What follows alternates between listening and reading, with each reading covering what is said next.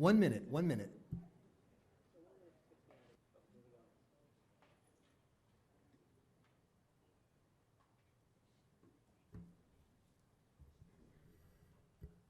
Welcome to the New Hampshire Journal, first Congressional District Debate. I'm the managing editor of New Hampshire Journal, Michael Graham. Tiffany Eddy will be our other moderator today. Delighted to have a professional journalist to cover up for the horrifying job I'm certain to do this evening.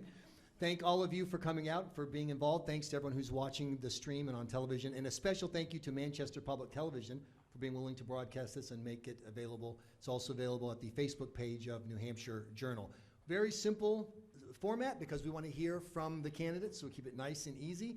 The candidates will each get a minute to answer questions. Every candidate will get all the questions. Everyone will get all the questions. If somebody happens to mention somebody in a less than favorable way, which I cannot imagine happening, but just on the outside chance, they'll have 30 seconds to respond. How do we keep time? Well, we have someone who was recently released from prison who's good at enforcing things physically. After 45 seconds, the candidates will see a yellow card. After a minute, when it's time to stop talking, they'll see a red card. After that, you don't want to know what this guy can do. I'm telling you, he's very scary. So we're going to keep it nice and simple. Now, other debates, they introduce the candidates. I always thought that's silly. Why would I introduce the candidates when I have them right here? This is the order that they'll be speaking in tonight, from left to right. Caroline Levitt, you're first. Please take your minute and introduce yourself to the folks here at the New Hampshire Journal debate. Well, thank you so much for hosting this evening. It's wonderful to be back at my alma mater, St. Anselm College. And I am running for Congress because leftists and weak establishment Republicans in Washington, D.C. are turning America into socialism. Inflation and gas are soaring. We have a wide open border invasion with terrorists coming over into our country. Meanwhile, bureaucrats are labeling parents in our state as domestic terrorists. New Hampshire needs and deserves a homegrown, America First voice in Washington, D.C., and that is what I am. I am the only candidate in this race who fought to advance the America First agenda in President Trump's White House alongside his press secretary, Kayleigh McEnany. I am the only candidate in this race who is aggressively fighting back against the culture war that is indoctrinating my generation of Americans. And I am the only candidate in this race that has the energy and the grit to not only beat Chris Pappas, but go to bat for you against the establishment every day. And I humbly ask for your support. Thank you. Before anyone else starts, if you hit the button on your mic, make sure you've got a green lights for here in the room so they can hear. No, for here in the room, we're all good, everything's good. Just make sure you hit that and go right ahead, Gail. Thank you very much. My name is Gail Huck-Brown. I am a conservative working mother, I'm a new grandmother, and I'm a military spouse. I care very deeply about the direction of this country, and I'm concerned that we're headed in the wrong direction. I am the only person here that went down to the border, that bothered to go down to the border, and I got the endorsement from the Border Patrol Council because they know I get it. We have to close the border. We have to stop the fentanyl that's coming into our state and killing our young people. I got the endorsement from Sean Hannity. Why? Because he knows I understand. I will get on Homeland Security. I will make sure that every single day, President Biden knows exactly what is happening. We have to close the border. We have to stop the inflation. I'm a conservative, the true conservative, that can make that happen.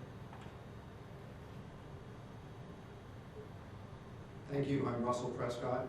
I have experience with 38 years in business, 10 years in the state senate, and 4 years in the executive council, where we balance budgets and stop the income tax. I'm the prime sponsor of voter ID, constitutional carry, and right to work. I have more experience than Chris Pappas. I have run in tough races. I have won against Maggie Hassan in a Democrat district twice to stop the income tax. I have the experience that matters in this race to win in November, to run a positive campaign on the issues. I ask for your vote because you can look at my track record. You can see how I've behaved in Concord. I want to bring that same behavior to Washington, D.C. Thank you very much for your interest in me, and I know that the further you look, the more you'll understand that I'm the candidate that can win in November and hold on to this seat in 2024. Thank you. Well, thank you very much, Michael, Tiffany. Appreciate it. My name's Matt Mowers, and I'll start by sharing some exciting news. A couple hours after I dropped our little one-year-old off at daycare, they texted me with a video. He took his first steps today, which was all exciting. And, you know, I saw that, and I thought a lot about his 13 months on this earth. I also thought about the 13 months he's been an American, what's happened to our country. You know, he's only 2 months old when we had the disastrous withdrawal from Afghanistan that led to 13 new Gold Star families being created under Joe Biden's watch. He's only a few months older than that, than the highest inflation rate in a generation, the highest in my lifetime, and certainly little Jack's has hit our country. It was only a few months after that, when he was 7 months old, that my wife and I couldn't find the baby formula he needed, like so many parents out there in this country. We need a drastic, different direction. I served as senior White House advisor in President Trump's State Department. We kept our country secure every single day and put our country first. We secured the border. We made our country independent, and we sent a strong message that America will lead again, and we look out for Americans again. I look forward to doing that again come January. Thank you very much. Well, thank you guys for having me today. My name is Tim Baxter. I'm a small business owner. I'm a state rep. I founded a nonprofit in my community, Second Chances, to help people struggling with addiction get into treatment programs, and I'm a conservative fighter. I'm proud to be the only person endorsed by Senator Rand Paul in New Hampshire this year because I'm a proven conservative fighter. I have a 100% score from HRA, which is New Hampshire's constitutional group. If you're looking for a rock-solid conservative fighter that will fight the swamp and will fight back against all the far-left crap that is destroying our country, then I'm asking for your support. Thank you very much. Now we'll start our questions. We'll start with you, Gail Huff-Brown. New Hampshire Journal committed to accuracy in media. We have confirmed with the National Weather Service today's temperatures reached 1,500 degrees. It feels it. Air conditioners cranking all over the state. In a few months, it'll be home heating oil cranking all over the state. Granted, voters are going to feel the costs of this. What should Congress do about high energy prices, and do you believe that Representative Chris Pappas has done enough? Well, Chris Pappas has done nothing. I mean, we know that. He's part of the enabling brand of Biden that has allowed for this, the fact that we have lost our energy independence. We used to make, we had our own gas, our own oil, we were producing it here. Now we're going to other countries. We're going to other countries and begging them for oil, for natural gas. We should be producing it here. Why is the price going up? Why are we paying more at the pump? We're paying more because we've lost our energy independence. We have to get it back. We have to finish the Keystone Pipeline. We have to go back to permitting. We have to go back to, we have to have an all-of-the-above approach, because we need every type of energy to work. We are going to pay astronomical prices for our heat this winter, and that scares me. Thank you. The energy policies that were promoted by President Trump, they worked. We were very fortunate just 1 year ago today. It's just a matter of changing it back to the way it was, and to having a strong voice in Washington with the reputation of getting things done. That's what I want to do when I get there. We'll start right off by being positive, not tearing down other people, so that when you get to Washington, you can actually work with the people that the United States of America voted into office for us to work with. I will maintain my integrity, I will maintain my conservative values, but I will work with anyone who's willing to talk and make sure that we can reverse what President Biden has done, that has destroyed the oil market and has caused people this winter to possibly choose between paying their mortgage or heating their homes. It's a bad situation. We have to go there in a positive manner to say we have the answers. Thank you. You know, this past February, my wife and I were sitting on the couch, and I got a text from a neighbor saying, look at this GoFundMe page. There's a family with 6 kids in Laconia who couldn't afford their home heating oil for 2 weeks, 2 whole weeks in the middle of winter. As a result, they all huddled in the living room and plugged in space heaters. These are the direct consequences of what's happening in D.C. right now. This is the direct consequence of what happens when Joe Biden and Chris Pappas shut down the Keystone XL pipeline, when they decide that we want to try to beg for oil from Iran and Saudi Arabia and Russia instead of producing it here in the United States. You know, when I was in the State Department, the very first executive order I worked on for President Trump was to approve the Keystone XL pipeline, because it made sense. It showed that America was open for business and that we were going to produce our energy here in the United States and not be reliant on a bunch of countries who don't really like us all that much. We need to get back to that. We need more nuclear. And my dad was a diver on the construction of the Seabrook power plant. I hope maybe we can drag him out of retirement to help. But we're going to need nuclear. We're going to need everything above, more drilling, traditional drilling as well. And that's what's going to make us energy independent and drive down costs for the winter as well. Well, we need to restore American energy independence. We've got to stop these America Last energy policies that we see from the Joe Biden administration. We've got to build the Keystone Pipeline. We've got to build more nuclear power plants. We've got to allow drilling on federal land. And in the midst of this crisis, what do we see from Joe Biden? They're trying to pass a $700 billion Green New Deal boondoggle.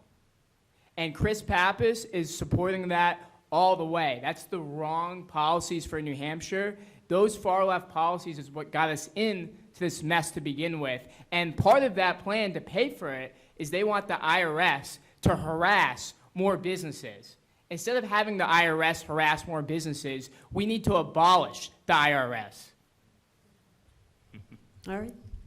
Well, it's no secret that this administration has waged a war on our domestic energy production. We are headed for a very dark and scary winter here in New Hampshire. Many of us are going to have to choose literally between eating or heating. And that's the sad reality, and I agree with what they said about what we need to do. Reverse the policies of this administration. Go back to what we implemented in the Trump White House. I recall President Trump's press conference when he announced that we were a net exporter of oil because we were tapping into the resources that God blessed us with here at home. But the truth of the matter is, the Democrats know that. They know what we need to do to get back to energy independence. They don't want to. They want more power and more control over every aspect of our lives. They've said that out loud. They don't care that we're paying $5 for gas. They want to control what we eat, how far we drive, what we drive. That's what we're up against, and that's why we need a fighter who will go down there and call out the Democrats for their egregious lies and socialist takeover of our country. All right, thank you for your responses.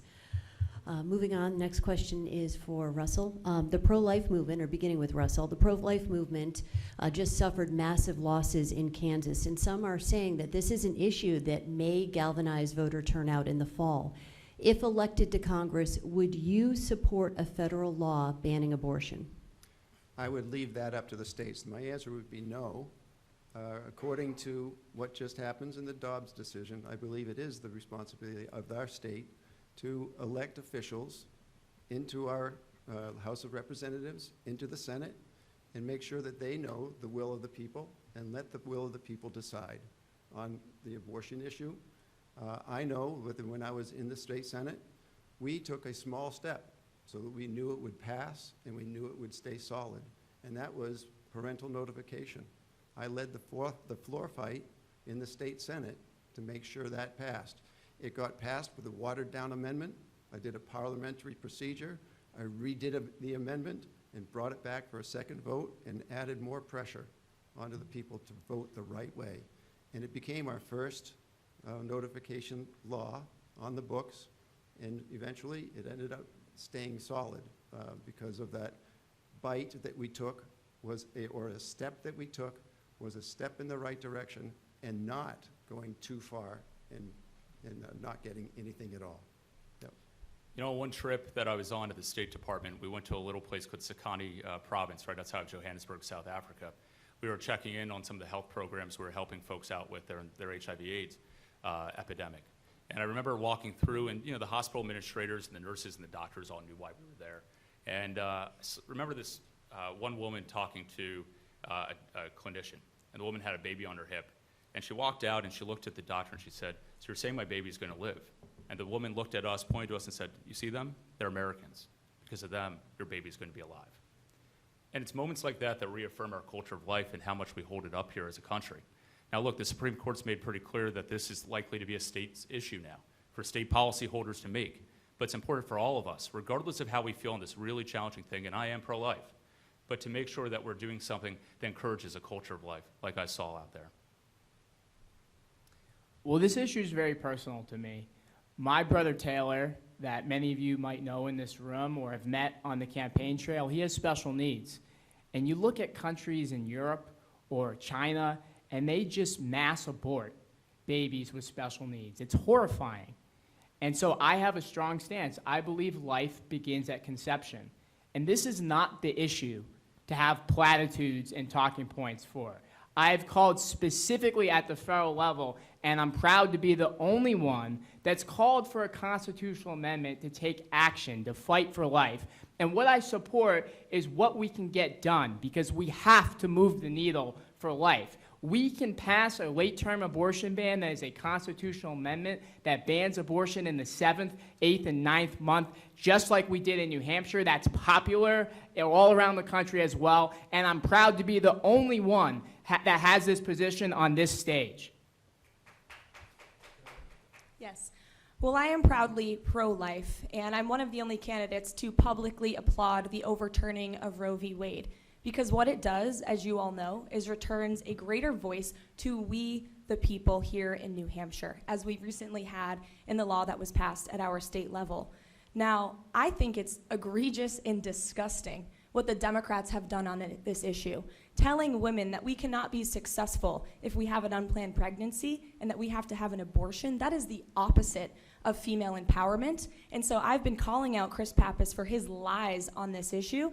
And the Democrats, as we all know, are going to make this the focal point of their campaigns going into November. I believe I'm the best candidate on this stage to message the issue of life, to call them out for it, and to let them know that we, the people, support life. Well, I would like to say, I'm the only person here who has given birth, not once, but twice. In fact, my baby, who's now a doctor, is sitting here in the audience, Ariana. I went into labor with Ariana when I was 20 weeks. And me and the doctors worked really hard to save a baby.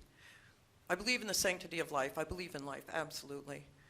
But I don't believe in third trimester abortions. I don't believe in federal funding or foreign aid being used for abortions. But I do support the New Hampshire law, and I'd like to know if the people here, who here supports, they all say they're pro-life, so you don't support the New Hampshire law, is that correct? I just said I do support the New Hampshire law. You do? Yes. But you're pro-life? Yes, and I support the law in New Hampshire. And it's But you can't be pro-life and support the law in New Hampshire. Yes, you It can. contradicts. So what are you? Fair question. Quick, thank you for the conversation, but I just want to go down the row. So would you support federal legislation restricting abortion in the United States if you're elected? Just, we'll go down the row, yes or no? I support what our founding fathers intended for this country, that this is a states' rights issue. The Supreme Court just ruled in that favor, and that's what I support. Would you promote having federal legislation to further restrict abortions? I believe it belongs to the people. Gail? No. No. I think the Supreme Court's made this largely a state issue, but as a pro-life member of Congress, I'll certainly review it. But I think I'd have questions about the constitutionality, and so it's likely going to be left to the legislatures and governors. Again, I'm proud to be the only person on this stage that's committed to taking pro-life action in Congress. Thank you, by the way, for how you handled that question, because we just learned a lot, and it was really good. And that wasn't quite the rules, and it was getting the shape, but you're keeping the conversation going, and that's great. So now let me ask Matt Mowers. A train leaves Chicago going, no. I want to ask something about something Representative Baxter just mentioned, which is a $280 billion CHIPS Act. I believe you mentioned that in your answer. And the argument, which, by the way, received the votes of not just, I believe, 17 members of the U.S. Senate, but 24 Republicans, 17 Republicans in the Senate, 24 Republicans in the House. The argument is this. We don't like spending, we're Republicans, but you have to protect national security because the chips are so important to our defense, and look at all the jobs. So you're representing the 1st District. Here comes $280 billion. Some of those jobs might be at BAE, somewhere else near you. What are you going to say? Would you have voted for that bill? And what do you say to people who say we need it for defense and for jobs? Well, I've been one of the leading advocates for moving manufacturing back from China, especially in areas of national security. I mean, I saw these folks up close. These are bad faith actors in the world who use their influence to buy leverage around the world and then try to co-opt other nations along with them. They're trying to develop an international superpower that's more focused on abusing human rights and empowering the Communist Party of China than they are in helping anyone else. We shouldn't be relying on them for manufacturing, critical manufacturing in areas like that, pharmaceutical ingredients and others. But, you know, we could have done better than the way this ultimate bill came out. We could have done it in public-private partnerships, and we could have done it with tax incentives instead of giving just a $200 and almost $50 billion handout.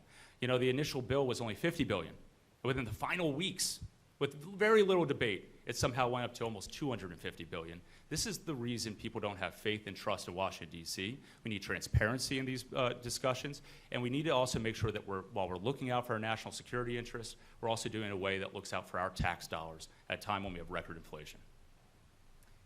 So borrowing almost $300 billion from China does not help us outcompete China. This is just giant corporate welfare. That's all it is.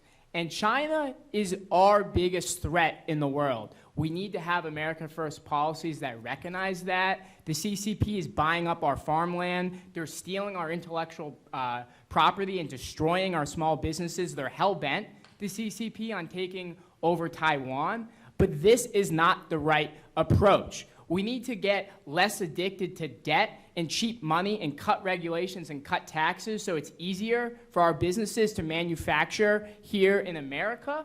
And I would have stood with members of Congress like Jim Jordan, those in the Freedom Caucus that voted against this boondoggle. I would not have voted for this bill, and here's why. Simply the price tag. We have record high inflation in our country right now. 40-year high. We're all feeling that in our everyday lives. And as a congresswoman for New Hampshire's 1st District, it's my utmost priority to put the needs of the people here first. And that's what's hitting us the hardest, is inflation.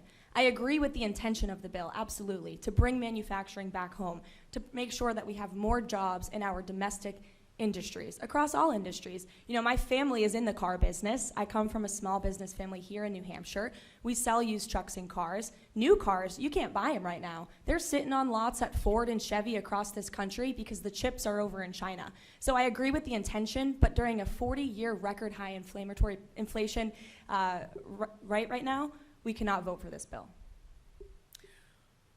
I agree with Caroline on this. I think that's true. I am an America First candidate, so I too believe that we have to bring business back to America. We have to bring our chip producers and manufacturers back to America. That's so, so important. That's what President Trump was trying to do, is bring those companies back here.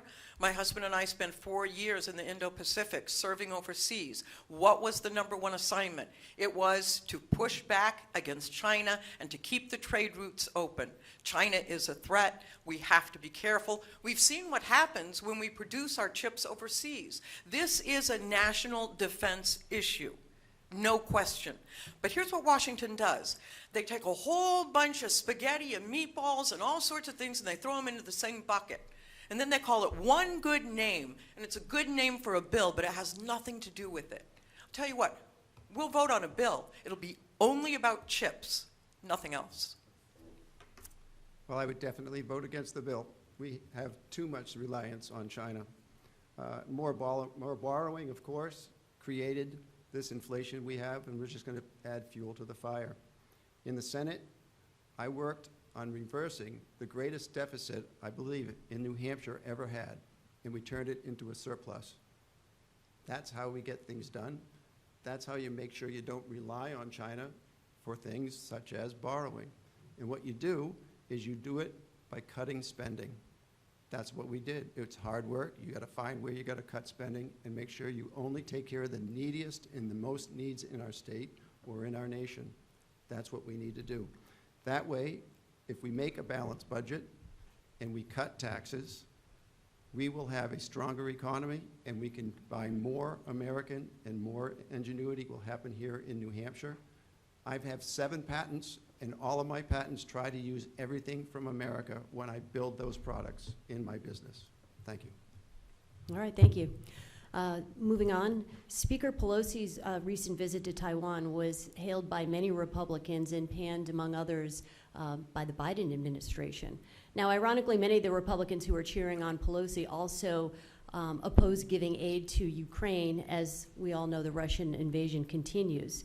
My question is did Pelosi do the right thing by going to Taiwan, and is the U.S. doing the right thing by giving billions in aid to the Ukraine? And that's... So I'm absolutely against any money of American taxpayer dollars going to Ukraine. We've got people that can barely afford to eat, and we're going to print money from China? print money or borrow money from China to send it to Ukraine when we can't even build the wall, that is not an America First policy. I was proud to be the first one that came out 6 months ago against any money or any involvement whatsoever in Ukraine, because that is not an America First policy. When it comes to Taiwan, we need to make sure that we recognize China is our greatest enemy. And so we've got to be prepared for 21st century warfare, our bio-warfare, AI, as well as making sure our economy is strong. And getting bogged down in Ukraine makes us weaker. It makes us less prepared to defeat China. And I'm proud to support Donald Trump's America First foreign policy. Well, I also have said that I would not support funding for Ukraine. I would have voted against both packages in Congress, one, because of inflation, and two, because I do believe in putting America first as well. As I said, I worked for President Trump in his White House, and we exuberated peace through strength. And that's why we're seeing China and Russia take advantage of our country right now. Our adversaries around the world are laughing at us because they see that we're not even securing our own border. We're not strengthening our own economy. We're politicizing our own military. So we need to go back to the America First policies of President Trump, which made sure we were secure abroad or at home, which then entailed that our adversaries abroad knew that if you mess with the United States of America, you're going to regret it. I've been to Taiwan, beautiful country, wonderful people, consider themselves independent. It is a democracy. It is a democracy. But China considers it part of them. You see what happened today. They're sailing missiles 12 miles away from the border there. Again, it's been almost 4 years in the Pacific, in that region, pushing back against China. Did she make the right decision? I don't know if she made the right decision to go or not. I don't know if I would have done that. And I'll tell you why, because it's a very scary thing to travel overseas when you know that you're a target. But we cannot cower. We can't cower to China. We cowered to Ukraine and Russia, and look where we are. We can't do it again. So in terms of whether or not billions should go to Ukraine, I think what we have to do is re-look at the situation. Democracy is important, freedom is important, but there's so much at stake just around the world right now. I would say yes to Speaker Pelosi going to Taiwan. Always say yes to democracy and no to communism. And take every opportunity you can to speak your mind about what is the right way to have people ruled under. And that is under a constitutional republic. And that's what we have, and we want to bring that to other nations at any opportunity we have. Second is support the Ukraine. I would absolutely support the Ukraine because they are defending themselves. But I would certainly verify that that money is actually going to the crisis problems, fighting the actual war. Make sure that happens. But first, we have to find where that money comes from. We have to cut spending somewhere else and make sure that while we do that, we're balancing our budget. We have to find the money not from borrowing, because that's what's causing our inflation problems. That's what's causing people to have troubles these days in balancing their own budgets. Thank you. You know, serving in President Trump's State Department, we looked at this very clearly. Weakness invites aggression. And we saw weakness in Afghanistan that invited Vladimir Putin to roll tanks into Ukraine. We've seen weakness involving Ukraine, where now you have Xi Jinping considering invading Taiwan with the rhetoric that he's using. I do think the speaker was right. I just wish she brought a bunch of Republicans along with her, because this is something we could have spoken out for. And all of this division we have in our country right now, we could have spoken out with clarity that we as the United States are united against an aggressive communist China. But she didn't do that. Now, I'm more upset by the fact that the Biden administration sent mixed signals and then also invited weakness when they tried to tell her not to go on this trip. That's exactly what is getting us into these problems right now. We need to recommit to American strength. We need to recommit by investing in our military and not just giving it a throwaway budget item the way that the Biden administration has, something that doesn't even keep up with the rate of inflation. And we need to make sure that we're getting back to the things that we know work. And that involves securing our country by showing that type of strength through the investment we show to our military.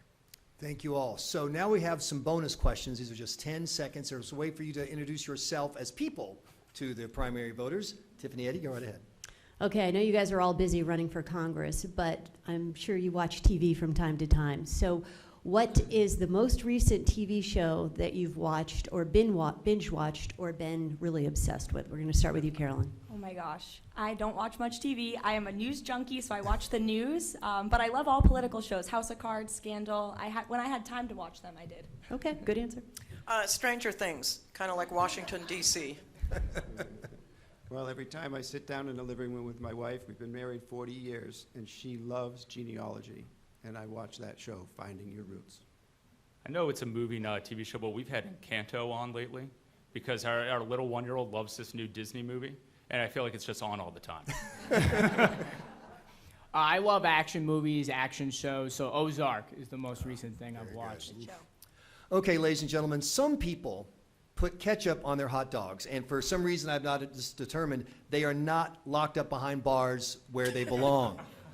Name something you consider a food sin or a food that you've been offered but refuse to eat, starting with Gail Huffman. Oh my gosh. Oh, I can't eat squid. Yeah, just can't. No, can't do it. Can't do it. Well, Cheez-Its. When I had Cheez-Its when I was a young boy, and I got sick on Cheez-Its, I cannot have man, another I love Cheez-It ever. I was offered live squid one time on a trip that I had to do, and I think I broke diplomatic protocol by turning it down. Well, I heard there's pizza here tonight, so I'll say pineapple pizza, which might offend some folks, but not a fan. It is a sin, and you're absolutely right.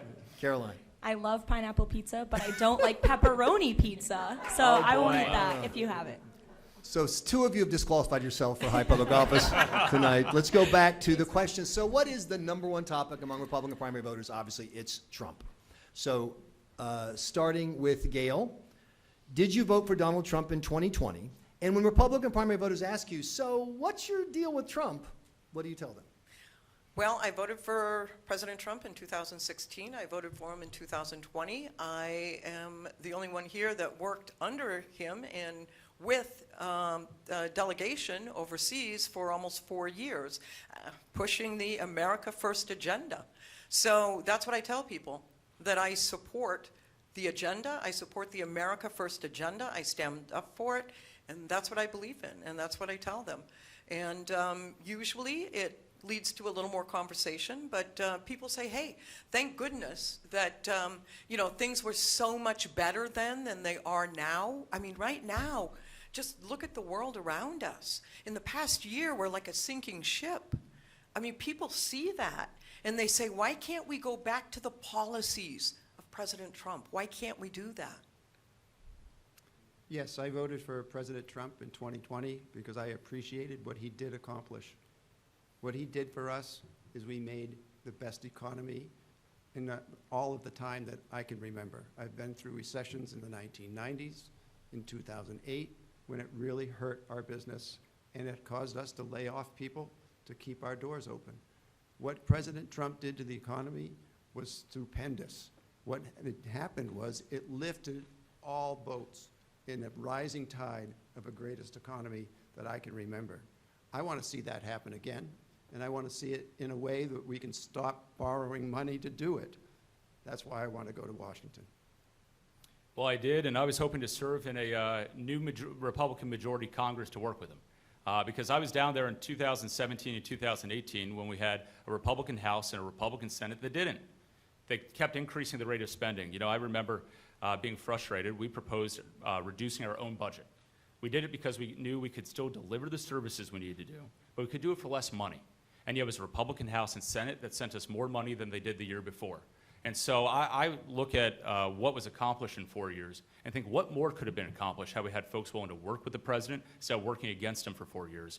And that's the type of priorities that we're going to bring to make us energy independent again, to make sure that we have record low unemployment, to make sure that we're securing the border and actually getting tough on the drugs that are coming in this country. We need to get back to that. You know, there's a lot of proposals, including labeling drug cartels as terror organizations that were on what could have been done. We need leaders who are actually going to implement things like that when we get down to D.C. So I voted for President Trump, and the party of Bush is completely dead. And I'll actually fight for Trump's America First values in Congress. I'll fight alongside those in the Freedom Caucus like Jim Jordan. And I'm proud to be the only person on this stage that said I will vote hell no for Kevin McCarthy for Speaker. We don't need these America Last corrupt career scoundrels running our government. And if you've already sold out to McCarthy before you even go down there, how the heck are you going to represent the people of New Hampshire? I voted for President Trump in both 2016 and 2020. I was one of the few students on this campus to raise my hand and say I supported President Trump very early in that primary. And then I had the blessing of working for him. I literally applied for the job on whitehouse.gov. I had only been to DC once before I took that role in President Trump's White House, and I ended up working for his press secretary, Kayleigh McEnany. I learned so much in that role, and then I was also a spokeswoman for Congresswoman Elise Stefanik, who remains one of President Trump's greatest allies on Capitol Hill. We got Liz Cheney out of that job. She taught me how to fight, as did Kayleigh McEnany, as did President Trump, and I'll fight for you as your next Congresswoman, too. So we have a question? A follow-up question then. We're going to start with Russell, please. Who do you believe won the 2020 presidential election, both here in New Hampshire as well as nationwide? And if you were elected to Congress, would you support an investigation into the 2020 election? Well, I would support an investigation, and for the vote that took place here in New Hampshire, I was in the Executive Council at the time and had to, what might be called, ratify the vote or accept the vote. And I had to think long and hard about that. And it was really, I shouldn't say long and hard, it was a pretty quick thing to do. Because when I was in the state Senate, I worked with the Clerks Association, and we implemented voter ID. I was the prime sponsor of that and worked with the town clerks to make sure it was a working model. And it worked in 2020 seamlessly. And so I voted to accept those votes in New Hampshire. So I believe that he did lose in New Hampshire. The other thing about these other states in our nation, I would hope that they had a same setup as we have here in New Hampshire, that we would have paper ballots, that we would have an executive council to have a checks and balances on the, I'm sorry, my time is up. Thank you. Just quickly, though, follow up. Nationwide, though, do you believe that the results were valid nationwide? I have no reason to be able to give you that answer. Okay. I wasn't part of that situation, and I was directly part of that situation with my experience in the Executive Council and because of my experience in drafting and getting past the voter ID law. Thank you. Yep. We look at some of the irregularities around the country in other states, and it gives you a lot of concern. You know, whether it's election laws being changed in the final hours by secretaries of state, the fact that they weren't even following their own constitution, the fact that you had a whole bunch of different rules that were changed just because of COVID. You look at also then some other irregularities, some which were here at home, right, and right here in New Hampshire. And, you know, now a lot of them were not necessarily for malfeasance, but there were irregularities. You look at Wyndham, the fact that you had folded ballots that were being read and cast for other people. And that's one of the reasons why I've supported routine audits moving forward. I'm glad the governor signed that bill. It's one of the reasons why I supported an audit of the last election. I think, Tim, that might have actually been your bill, in part because we need to have confidence in our elections. And everyone needs to have confidence in our elections. It's the foundation of our democracy. It's the foundation of what makes our republic work.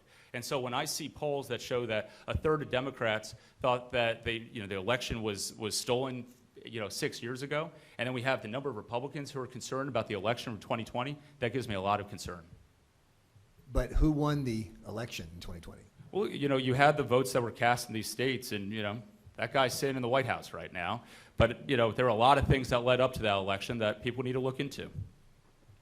So instead of just talking, I'm glad that I actually did something about election integrity in this state, and I led the fight for a full forensic audit of the 2020 presidential election in New Hampshire. This is one of the most important issues to President Trump the past 2 years, is auditing elections all across the country. I've called for an audit in all 50 states. The truth is we don't exactly know what happened in our elections in Pennsylvania, in Arizona, in New Hampshire until we audit them. I'm sure many of us watched 2,000 Mules. You can see people stuffing ballots at 2, 3 a.m. in the middle of the night. This has to be investigated. It has to be investigated at the federal level, and I'm proud that I actually led the fight trying to get something done on it. And who won the 2020 election? Again, talk is cheap. What matters is action, and I led the fight on it, and until we do an audit in every state, we're never going to know the exact vote count. Well, I'll answer your follow-up because you have to keep following up. I'm the only candidate to say that the 2020 election was stolen and Joe Biden legitimately did not win 81 million votes. That's preposterous. Preposterous. And you saw weeks before the election the Democrats capitalizing on COVID-19 to use it to their advantage. You had unelected bureaucrats across this country circumventing state legislatures. That was unconstitutional to begin with. Then you had the media's interference, which I fought against firsthand in the Trump White House press office.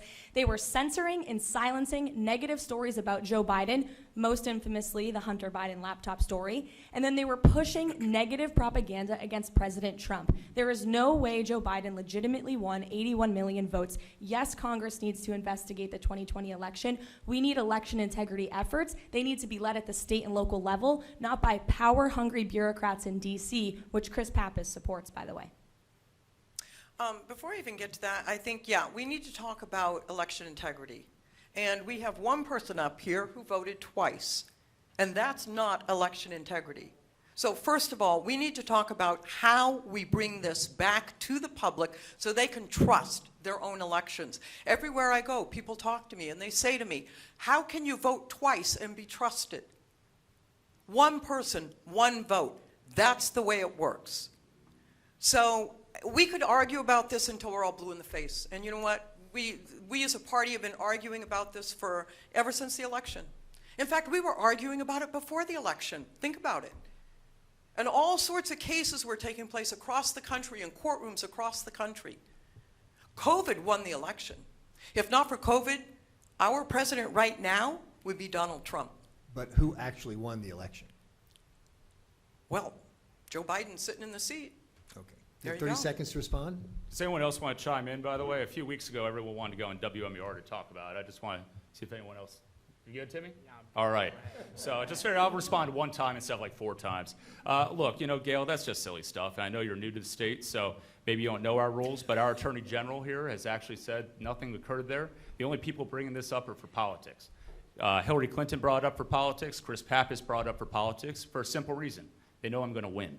And that's what they do every single time there's a tested conservative who's willing to stand up and fight for our values. They try to throw out and make up anything to try to get you to sit down and shut up. Well, I ain't going to stop fighting. That's what I've done my whole life. And I'm a conservative to my core, and I'm going to go down there and fight back. If I may. You want to rebuttal to the rebuttal? No. Okay. We'll see how this goes. Maybe we can work something out. Okay, so NHIOP reported this morning on the huge surge in opioid overdoses. We're 100 ahead in Manchester and Nashua over last year already, just in those 2 cities. It's astonishing. And the fentanyl comes from chemicals that are made in China that are sent to cartels in Mexico and then distributed via Lawrence, Mass. Department of Homeland Security Secretary Mayorkas says, quote, "The border is secure." Do you agree? And if not, what border and immigration policies would you support in Congress? And do you believe that that would contribute to limiting the access to fentanyl, starting with you, Matt Mowers? Yeah, this is a critical issue because every state's a border state, especially our state. When you look at the neighbors who've been, affected by the drug addiction crisis in our state, I'll tell you, we took action when I served at President Trump's State Department.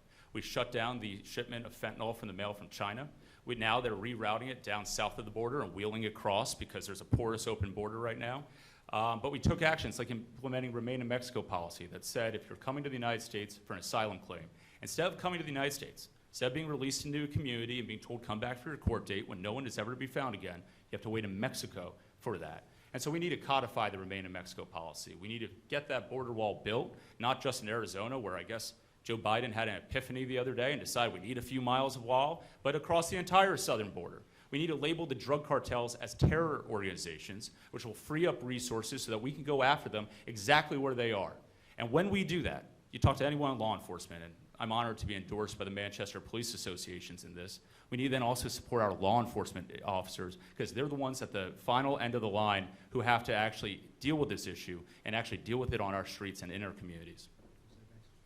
So I run a small nonprofit in my community, Second Chances, and we help people struggling with addiction get into treatment programs. I've seen these drugs that a lot of people don't necessarily understand. It's pouring over our southern border. The illegal aliens are bringing it, and it's causing our kids and people right here in New Hampshire to overdose and die.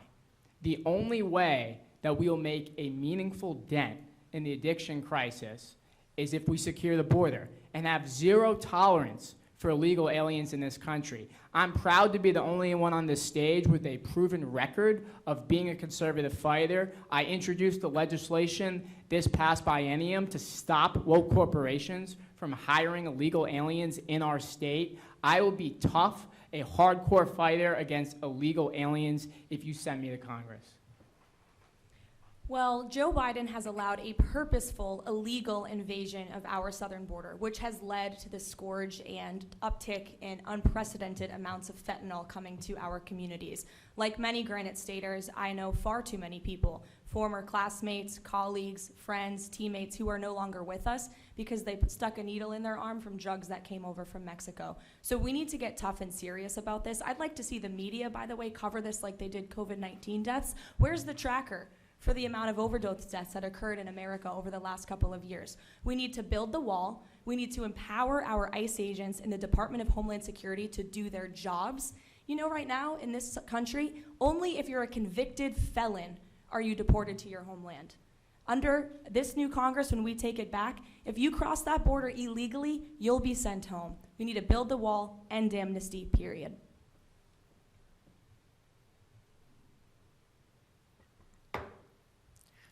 Once again, I'm the only one that's been to the wall. I talk about things I've experienced. I have life experience. I went to the wall. This bolt came from where the wall ends in Arizona. And if we don't finish the wall, we will continue to see the fentanyl coming across the border, killing our young generation. That is exactly what is happening. And that's coming from China. We have to do something. I am the only one that has the endorsement from the Border Patrol Council. Why? Because I spent days down there. I understand what the problem is.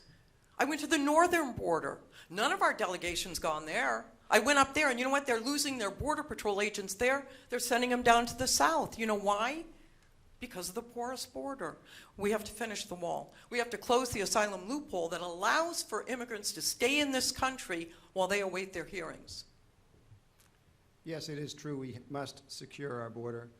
We have to secure our health and our safety here in New Hampshire by securing the border in, the southern border between us and Mexico.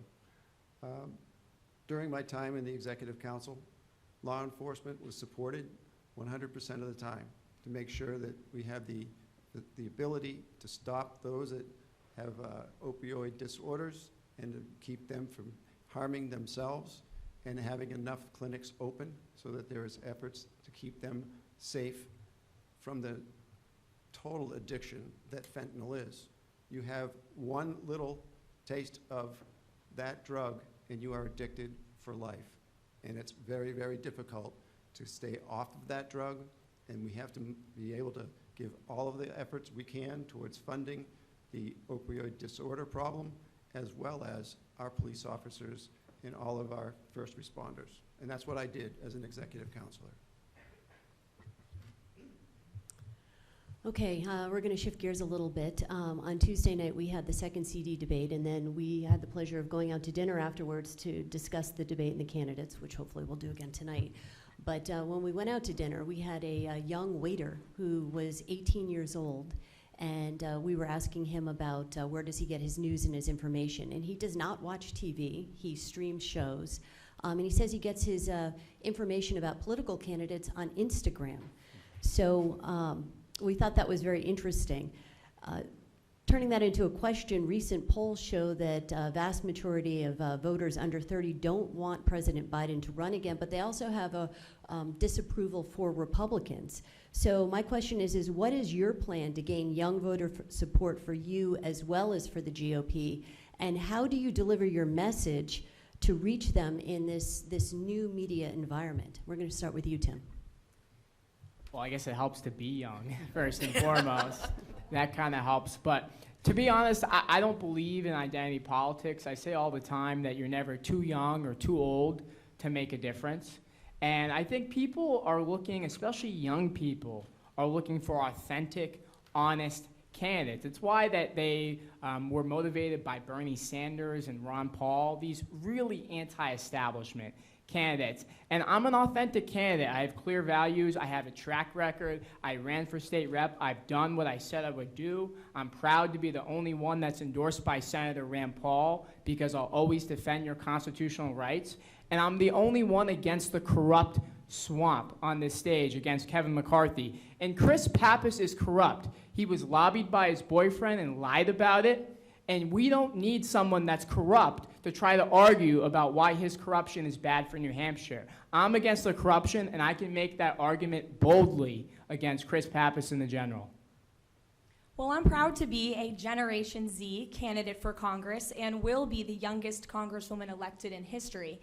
And being a younger person is part of the reason I felt compelled to run. I live amongst a generation, your children, your grandchildren, for the voters watching at home, who are literally brainwashed by the left. Every institution in our country, the public school system, the higher education university system, the corrupt media, big tech, Hollywood, social media, which you mentioned, which unfortunately young folks are consuming their news on social media. So I've made the greatest commitment of anyone on this stage to reach out to young voters because I can resonate with them. I've gone to every college campus on this district, in the Lion's Den, and we've had many thoughtful conversations. That's why I have an army of young Granite Staters knocking doors for me every single day, and it's why I'm proud to be endorsed by Turning Point USA and Charlie Kirk. We have to wake up young people in America. If we don't, as Republicans, we're gonna lose elections and we're gonna lose our country. I'm a triple E.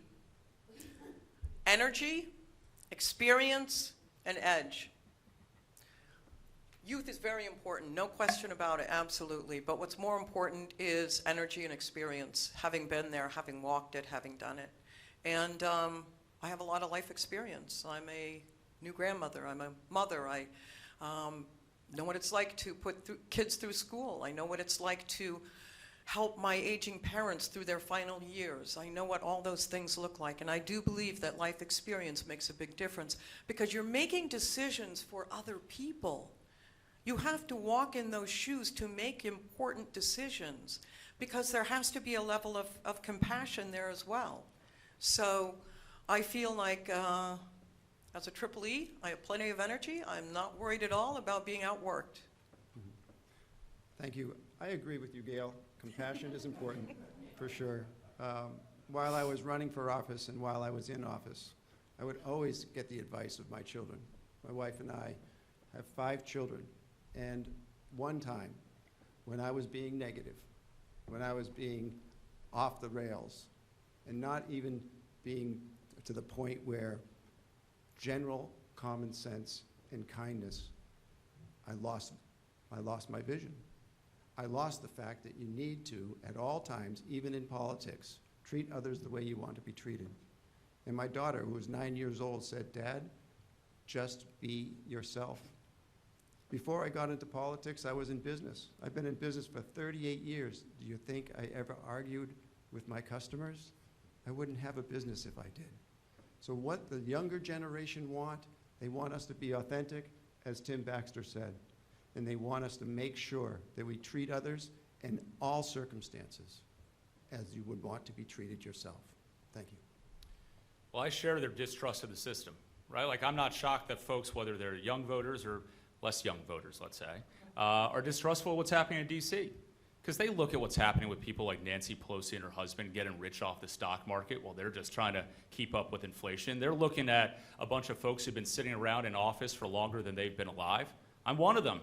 You know, Joe Biden and Nancy Pelosi have been in office for longer than I've been on this earth. And yet that's the problem. And that's why people are losing trust in our system, regardless of age. And so that's one of the reasons why I've been so vocal about the need for term limits. One of the reasons why I've said that if you are a member of Congress and you're entrusted in a position of public trust, you don't trade the stock market. And we're going to ban it when we get down there in Washington, D.C. I think what young voters are looking for, too, are people who are actually going to do stuff. I mean, we've been lectured and heard things for a long time in this country. A lot of people giving a lot of happy talk about what they can accomplish. They want to see something get done. And that's what we have to do when we get down to Washington, D.C. in January. It's not just earn the trust in November, but keep it when we start governing. And that's exactly what I'll do. We'll start with you, Caroline, on this question, and it's a semi-follow-up, actually. One of the issues that young people say they care about is college debt reduction. You may know something about college debt, you know, having attended college right here yourself. Would you support debt forgiveness? If you would, could you be specific? Would it be 10,000, 50,000 completely? And what would you say to young people who say, come on, give me a break, give me some debt reduction, maybe you'll get my vote? I thought you were going to say the number one issue for young people is climate change, because I found they're very concerned with that hoax. However, in terms of student debt, I am adamantly opposed to the government forgiving student debt of any kind. We need to encourage and foster personal responsibility in this country again. That is a conservative value that should be an American value, but it's completely lost in our nation. The higher education system is completely corrupt. And the Democrats know that. That's why they're siding with them to cancel this debt and make young people have these burdens on their backs. It's completely unfair. If you choose to go to a four-year education university, you should have to pay for that. Hard-working business folks like my parents who didn't go to college shouldn't be forced to subsidize very expensive educational decisions made by the elite. So I'm adamantly opposed to the forgiveness of student debt. Do you know that the Democrats have been offering this for decades? This has been sitting out there for a long, long time, this whole issue of whether to forgive student loans. I mean, let's first say the government shouldn't be involved in student loan giving anyway, but it is. So, no, I don't believe that. My husband and I worked 4 jobs to pay for our kids to get through school, medical school, and glad I did, Wouldn't do it any other way. But turn around, you're going to give me a rebate? You're going to pay me back for all the money that I've spent? Several $100,000? Then we can talk. I sympathize with the kids, but you know what? Listen, do you know how many millions of journalism students get turned out every year? How many jobs are there? Not very many, trust me. So we have to be realistic about what we're telling our children, what they can and can't do. And I want to encourage them to go into the trades, because I think they're going to be making a lot more money doing electricity, plumbing, heating, things like that, than people sitting behind a computer. So debt forgiveness for students that went to college and had those bills to pay, I would say no. I would say that as a state senator, I fully supported the community college system, because that is a way that you can get a great education for the first 2 years without spending an arm and a leg in something you probably wouldn't even go into debt for when you did first 2 years of your university credits to become a bachelor in of science or arts. It automatically transfers all of the credits that you took in the community college right to the university system of New Hampshire. And we made that happen while I was in the state senate. And then another reason would be that we shouldn't forgive that debt is because it's totally unfair to those who worked hard to pay off their own debt. And what we're doing is saying that you work hard, you do the right thing, and we're going to allow the ones that didn't do the right thing and didn't work hard to pay off their debts. And we're going to give them a free ride. That's wrong. We've got to start being honest with people. Nothing is free. We need to start that message young. We need to continue it. It needs to be spoken vocally by our elected leaders. And the moment we finally start being honest with people like that, we're not going to hear these crazy ideas like subsidized and free college. You know, right now as a society, we've become a country that really starts valuing degrees over skills. We need to get back to valuing skills over degrees. Just because someone has an expensive piece of paper doesn't give them any more merit or worth on this planet than someone who can work with their hands. And we need to make sure that folks are ready for an economy where they can succeed, where they can make money, that can ride the ups and downs of a crazy global economy that we're going into right now. But it starts with being honest with people.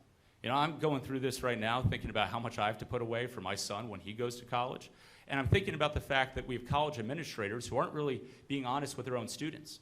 You know, they're all rushing around trying to spend money on lazy rivers and a whole bunch of things so they can put a picture in an advertisement to a kid and try to get them to go to their school. And yet they're not telling them anything about the value of that piece of paper when they leave. We need to use the student loan program in order to force them to open their books. And if they're going to try to increase it above the rate of inflation, they need to be held accountable for that. So I actually have some student loans, so this is an issue that's personal to me.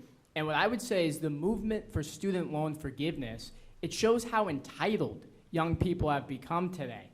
Think about someone that goes to Harvard, for example. They might have $50,000 of student loans, and they are one of the most privileged people to ever walk the earth because they went to Harvard.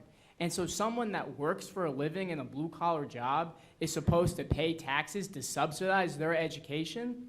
That's a disgrace. What we should be doing at the federal level is abolishing the Department of Education and clamping down on all this wokeism, this CRT and this LGBTQ infinity that's being pushed on our kids in our schools. And we clamp down on that by abolishing the Department of Education. All right, thank you very much. We're going to switch gears again and go over to our bonus round again, so we have some 10 more seconds. fun questions, 10 And seconds. we'll start with Gail Huff-Brown. Who was the first presidential candidate that you voted for, and do you regret it? No, Ronald Reagan. Still love him. I'm the same. Ronald Reagan, 1980. I had to choose between McCain and Obama, and voted for McCain certainly over Obama. I wrote in Rand Paul right before he dropped out. So that's kind of rough. But I was proud to support Rand Paul because he's one of the few politicians with a backbone. Donald Trump, and no, I don't regret it. First vote. Yeah, okay. I'm going to let my Gerontal. So, starting with you, Russell Prescott, what's a historic place you visited or an event that you've attended that left the biggest impression on you, and why? Goodness. Well, I've been to the the valley of the Civil War monuments in the valley in Virginia. Boy, I'm really trying to grasp at a more important place than, or more historic place, but that would be the Civil War monuments in Virginia. Probably going to the World War II Memorial that I've gone down to. My grandfather served in World War II in Patton's Army. And to go down there and to pay respect and also then hop across the river and see his gravestone in Arlington is especially meaningful to me. This is a little bit of a different answer, but I remember distinctly the night Trump won, and I went to college in Washington, D.C. I remember when Trump won. No one thought it was possible. That's what we were told. It was beaten into us by the media. And George Washington University, where I went to college, is a far-left university, and basically everything shut down almost. Everyone lost their mind. And what it showed is people are yearning for fighters. That's what I am. That's why I'm against the corrupt swamp, and I'm the only one on the stage with a proven track record of being a conservative fighter. Well, the most amazing place I've ever been is certainly the White House. And I'll never forget the first day on the job walking through the gates, actually waving to my parents, which is kind of corny, but it's true. They didn't go to college, so they drove me down for my first day, and it was a very special moment. I tried to never take advantage of the fact that I was working there, seeing all of the tourists taking photos. I had the blessing of being inside the West Wing, which is something a lot of Americans can't say, and I'm humbled every day for it. I'm very, very blessed. I've seen a lot of the world. I have to say, though, that probably the thing that comes to mind is Jerusalem. It was a dream my whole life to go to Jerusalem. I'm a Christian, and I know all the stories, and I know all the history of the Bible, and just to go there was magical. It was magical. So I'd have to say Jerusalem. All right, thank you very much. This next question, we'll start with Matt. Gunstock and Croydon are two locals. It's Russell, I'm sorry. Oh, I'm sorry, Russell. Russell, sorry. Gunstock and Croydon, two local stories where Free Staters are having more impact on New Hampshire communities. Do you support the Free State movement, and do you believe it's helpful or harmful to the long-term reputation of the Republican Party? I would support the Free State Movement if I knew they weren't trying to secede from the nation. I think that was a step too far. I would support anyone that wants to be part of New Hampshire and be a constructive part of New Hampshire. But that would be one step too far. Well, look, you know, some are blessed to be born in New Hampshire, and others are smart enough to move here. And, you know, I'd welcome anyone who wants to move to New Hampshire and be a contributing member of our communities, especially anyone who loves freedom, is looking to stand up for our live free or die values. But we need to make sure that when we do that, we're actually doing it with the character of our community. And so, you know, as someone who lives 4 minutes from Gunstock Mountain, I'm glad that a lot of cooler heads prevailed just most recently and brought the management team back so that they could continue operations, and then also ensure that there is actually a review of the finances to also ensure there's accountability in the process at the same time. Well, I support anyone that wants to move here to fight for freedom and liberty. Look at how many people have moved to Florida because of the policies that Ron DeSantis has proposed and fought for and got done. People are moving from California and Illinois because they're tired of the economic far-left policies. They're tired of the COVID tyranny. I've stood up. I led the fight against vaccine passports last spring with Melissa Blasik, who's in the audience. I'm proud to have her support. And again, I'm proud to be from New Hampshire, where we believe in live free or die. And anyone that believes in that mantra, I welcome them here. As a homegrown New Hampshire native, my family owns a couple businesses here. I went to our public school system and, of course, went to this college. I absolutely support anyone who wants to come here. We definitely have a live free or die New Hampshire advantage. That's why we see folks from Massachusetts and New Jersey coming to New Hampshire all the time. So I support that as long as they vote the right way. They need to recognize they're coming here for freedom, for low taxes, for a business-friendly environment, for a great Second Amendment culture. So please vote red if you come to New Hampshire. I tell everyone, everywhere I go, New Hampshire is the best state in the country. We have the New Hampshire advantage. We have the most beautiful state. It is the live free or die state, and that is another thing that makes it absolutely amazing. We've been here for over 30 years in Rye, and this is the state that we call home. And yes, I invite everyone. When Scott and I were serving overseas, we were the U.S. ambassador and his spouse from New Hampshire. I encourage everyone to come to New Hampshire. It's my favorite place. Okay, we'll start with Matt Mowers on this one. As you know, there have been Republican primaries around most of the country because New Hampshire goes so late. So now I've seen the field and people are looking at the nominees in places like Georgia, Pennsylvania, Arizona, and saying, oh my gosh, we're putting seats at risk, some Republicans think, because the candidates they've picked are too extreme, outside the mainstream, hard for non-hardcore Republicans to support. What would you say if someone said to you, how can I be sure that you're the kind of candidate who can expand and bring in voters as opposed to the kind of candidate who's going to chase those independent voters away? Well, first and foremost, I think it doesn't matter where you live in our country this year. We are ready to send a tested conservative to Washington, D.C. to fight for our values every single day and fight for our communities. And that's exactly what we need. And I can do that because we're reaching out to every single corner of our state. We've been able to have over 88,000 grassroots donors. We have more volunteers than any campaign going out and knocking on doors. I go out there and bring a message that resonates everywhere. Doesn't matter if you got money or you don't. Doesn't matter if where you live in the state. It's a message that resonates. It's one that says that we're going to actually fight for our American values again. We're going to value hard work. We're going to make our country energy independent so we can drive down the cost of gas and home heating oil. We're going to have smart, responsible, tough policies on the southern border so that we can stop the influx of illegal drugs. And I can also talk about the fact that I live through this every day. And my wife and I are just like everyone else trying to figure out how we're going to fill up the home heating oil tank this winter. And we're just like everyone else trying to make sure that we have a school system and that can provide for our kid and communities that are safe enough for him to live in. And that's going to resonate with everyone in our district. Well, I guess I'll say this, that if you sell out your values just to get elected, you don't really win the election. You're just a pencil pusher. We don't need an order taker in Washington. We need a fighter. And that's who I am. And if you have someone that sells out to the swamp, to Kevin McCarthy, just to get elected, look, I've stuck my neck out on the line coming out against him because it's the right thing to do. He runs the committee structure in his party through essentially a system of bribery. It's corrupt.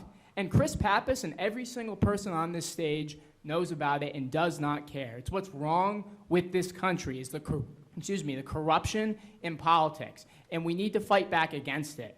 So if we don't send a real conservative, then we don't win the election to begin with. Well, respectfully, I reject the premise of your question. I think voters are electing these candidates across the country because they know that these folks are going to stand up for them, they're going to speak truth, and they are going to be unapologetically America first, which is what President Trump reinvigorated in this country, which is what I am as your next Congresswoman and as a candidate for Congress in this office. And I think I'm the best person to beat Chris Pappas on this stage for that reason. Because I have conviction. And you might not agree with me 100% of the time, but you will know where I stand. That's what we lack with Chris Pappas. He is weak. We cannot afford to elect a weak Republican version of him who will trot in party lines.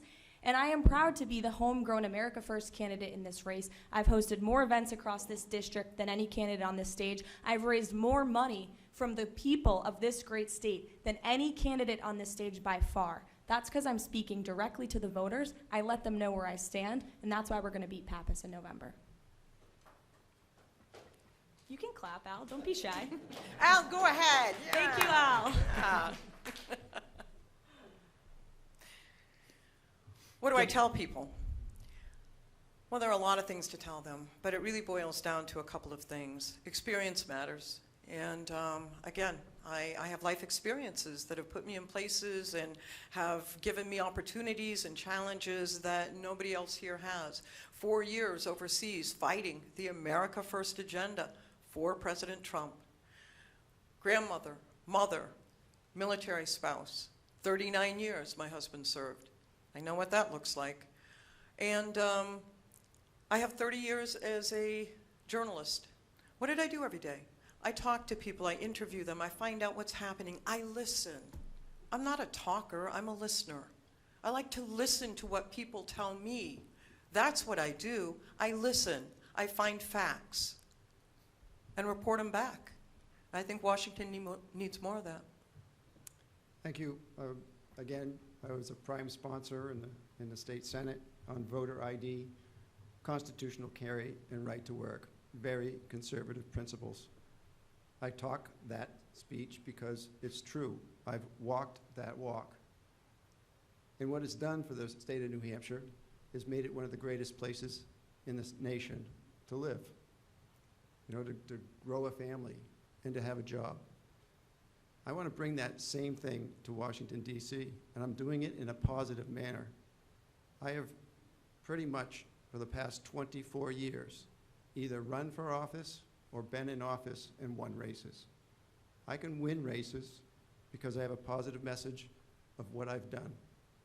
I am able to accomplish because I have the integrity to stick to my guns, to make sure I follow through on what I say. And you can look at my record, and you can see it. It took place in Concord, and I want to have that opportunity to make it take place in Washington, D.C. Thank you, and I can win in November for sure. I can go again if you want. All right. Tim, well, sorry, we'll go back to the next question. Tim, this question's for you. What did New Hampshire get right and wrong during COVID? Well, I think we should have been like Florida or some of the other states that kept things open. Why were we masking children in schools? And we're surprised when mental health issues are spiraling out of control. We're forcing people, in some cases, to choose between keeping a job or getting a vaccine that they might not believe in. This medical tyranny has got to stop. I'm proud to be the first person that said Dr. Anthony Fauci should be in prison for lying under oath about gain-of-function research, and the CDC should be abolished for how poorly and destructively they handled this pandemic. Carolyn?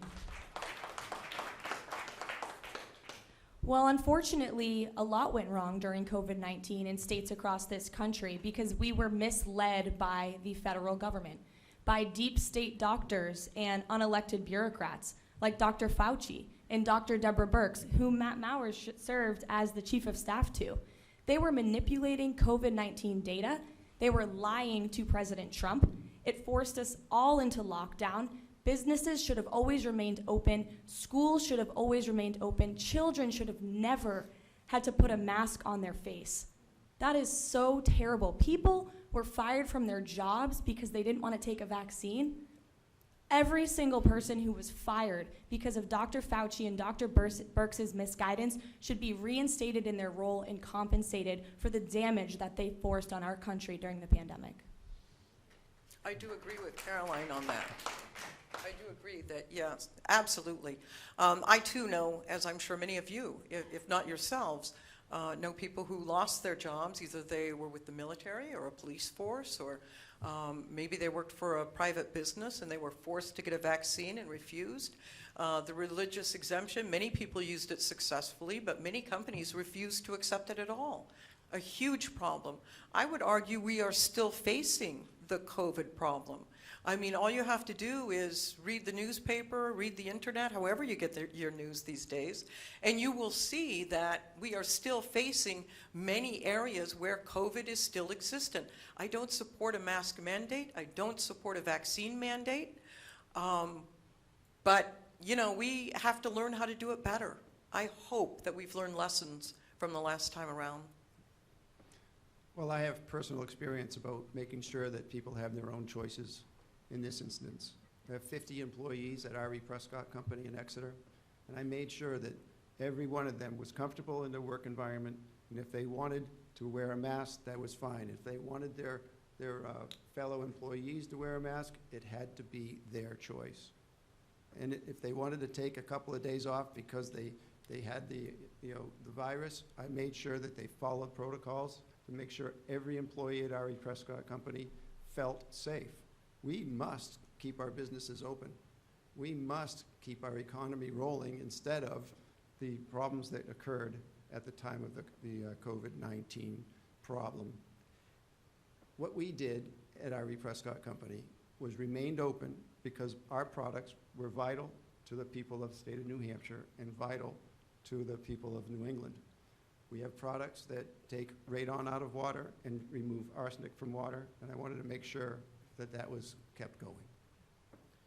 Well, first let me say, unlike what was implied, I wasn't down in D.C. when COVID happened. I was locked at home with my wife right here in New Hampshire. In fact, we had to basically shut down our campaign for a number of months in order to respond to COVID because we were being told to.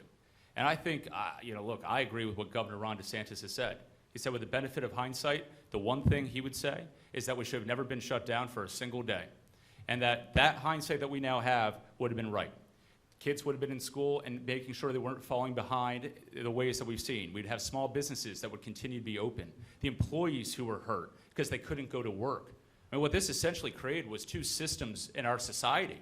Those who could work from home and those who were unable to work from home, who then had to take a check from the government. We can't go back to that. And that's why the most important thing we have to do is also look forward. We have to be prepared for this next pandemic, whatever it might be. There may be one someday. So that means shutting down gain-of-function research, which is very risky for the federal government to be involved in, and make sure that we're investing in innovative therapies for whatever may happen down the road, too. So we've got one more question, then we're going to go to final statements. And we're going to make a little news here because I want to announce that New Hampshire Journal will be holding debates for the general election. You're the first people to find out. And we expect exactly 0 of the incumbents to show up. Michael, will Chris Pappas have an empty chair next to me? We'll talk about that later. I want to take away your time because several of you are media professionals and campaign professionals, et cetera. So I'm going to ask you, starting with you, Caroline. You get to ask Chris Pappas one question live on television. What's the question you ask? Chris, why have you lied to hardworking families like my own in this state?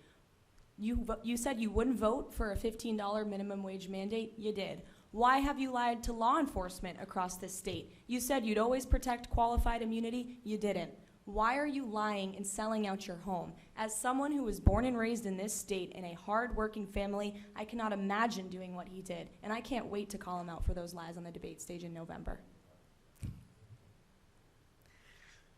My question to Chris Pappas would be simply, why have you enabled Joe Biden to do what he's done, to drive this country into the ground? I would not have a question for Chris Pappas. I believe that I would concentrate on what I can do and not about what he's done. What is done is done. It's a problem, it was caused, and we need to move forward with sound ways of correcting it, and that's what I provide. Yeah, mine's pretty simple. What the hell are you thinking? Like, honestly, like, what are these people thinking down there every single day? I mean, they know what they're doing is hurting people, right? Like, because I'm sure Chris Pappas is coming across neighbors who are, freezing their home in the winter. I know he's dealt with law enforcement because, the Manchester Police Associations that endorsed him in 2018 have endorsed my campaign. Why? Because they don't know what he's thinking either. He's trying to strip away critical protections to allow them to do their jobs that keep our communities safe. What the hell is he thinking when he allows millions of people to come across the southern border, refuses to get serious about it, yet then has the gall to come back here in communities like ours and say, I'm concerned about the drug crisis. The gall of these folks is exactly why they're going to lose in November, and it's exactly why I'm going to beat Chris Pappas in November, and then we can get to governing our country, restoring our American values, and making our country great again.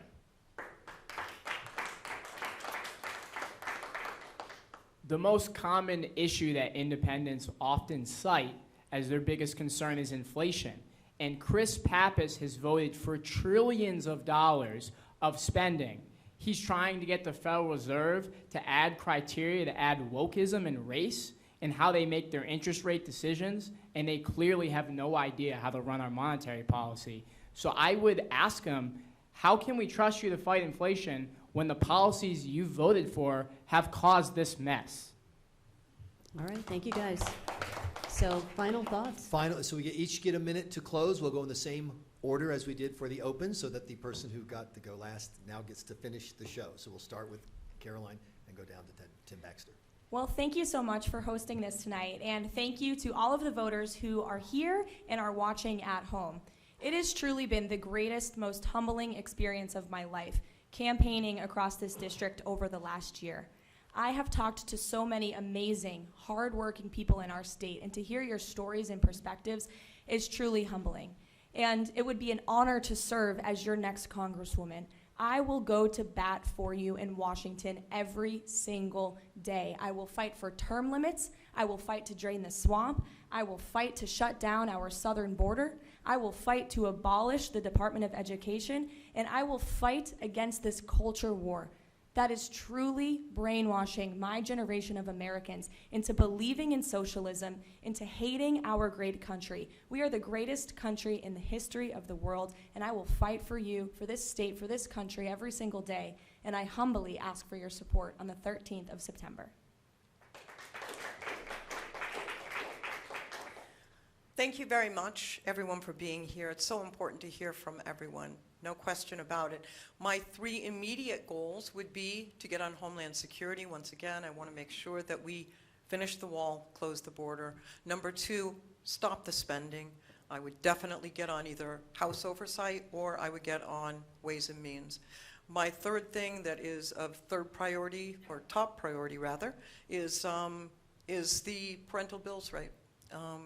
Parents have a right to know what's happening in their schools. So just a real quick story. I was 8 years old when I decided to be a reporter. I was watching Walter Cronkite with my uncle and my grandfather, and I said, you know what, I'm going to do that when I grow up. I want to be a reporter. I want to travel around and talk to people and learn about their lives and help them. And we need help. We need help. And I'm willing to be the voice. I want to be your voice, and I ask you humbly for your vote. Thank you. Thank you. As you all know, I have 38 years' experience in business.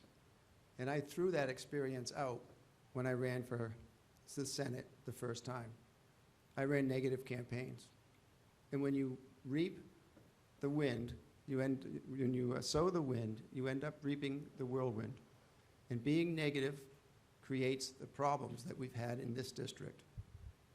You have it for 2 years, then 2 years later, it's a presidential year, and then it flips back.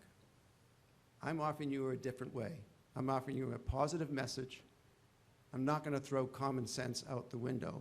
I'm going to talk to other people and make sure my principles that I've talked to people about and I have walked the walk about, I continue to talk about those things. We must concentrate on lowering our debt.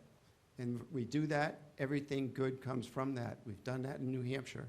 When we create a surplus, we have the monies to spend to, excuse me, I'm up with my time. Thank you. Well, I can finish it off. We have the money to spend on the greatest needs of our state, and that's the way we do it in a positive way. Thank you. Well, thank you very much for organizing this, Michael and NH Journal, and Tiffany for being part of this. And it's pretty incredible for me to be sitting here. My dad worked in marine construction, right? He was a diver on the construction of Seabrook, as I was telling you. My mom was a bartender for a number of years. To then have their son to be able to sit up on this stage and run for Congress after having served as senior White House advisor to the President of the United States is only possible in our country. And I think about the lessons that I learned there. It was the lesson of hard work, the idea that nothing was given, everything had to be earned. Those are the values that we need to get back to down in Washington, D.C. It's the values I try to pass on to my son as he slowly learns more and more skills. Like today, he mastered walking. That's what we need to get to. But it's going to take a tested conservative to do it. It's going to take someone who's going to go down and shake up the system and not really give a dang about what party the good idea comes from. Because Republicans and Democrats have let us down together many of the years. So we have to get serious about term limits and reforming the system, stopping insider trading, get tough on the southern border to stop the illegal drugs, and become energy independent so we can drive down the cost of gas and tackle inflation by stopping the socialist spending spree. Thank you very much. Ask for your support on September 13th and November 8th, and let's go make our country great again.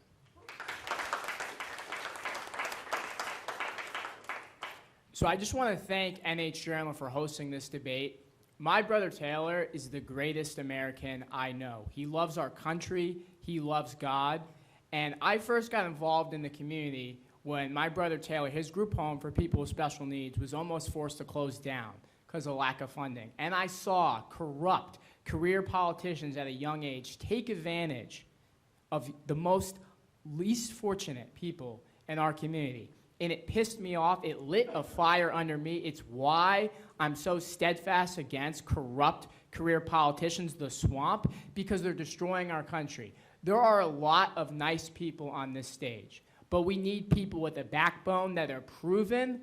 That's who I am. It's why I'm the only person in New Hampshire endorsed by Senator Rand Paul. I'm endorsed by the National Association for Gun Rights because I have a 100% record of defending your constitutional rights. And if you are looking for a hardcore conservative fighter, then I'm asking for your support. Go to baxterforcongress.com to find out more about me. And God bless you. So I'd like to ask the folks here in the audience, how about a round of applause for all of the candidates? Just for participating. We need more politicians who are willing to answer questions. That's something that we like at New Hampshire Journal. Also, Tiffany Eddy, who has made this thing work. Thank you so much, Tiffany. We appreciate you helping me out. Thank you, guys. Poor Connor, who got dragooned to be our timekeeper. He did not mess it up, and so I appreciate that. If you want to share this debate with your friends, followers, etc., it's going to be available both at Manchester Public TV's website, and it'll be available on our Facebook page as well. Thank you all. Have a great night.